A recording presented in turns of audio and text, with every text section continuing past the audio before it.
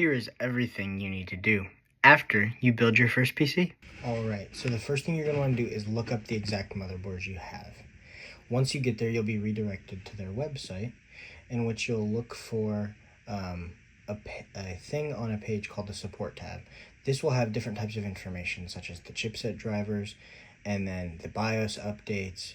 These things help your computer to run and optimize the speed and different attributes of your computer.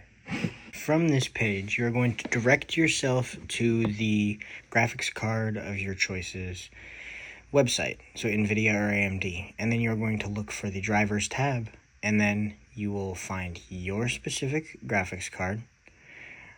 Click drivers on this page, and then it will bring you to the drivers page where it will prompt you to download the given drivers of your graphics card. This is important for a number of reasons, and it helps to not only improve your frames in video games, but also help with fluidity of tabs and changing between content in YouTube and other applications as well. Now you know a few quick tips about how to optimize your computer a little bit more after you build it.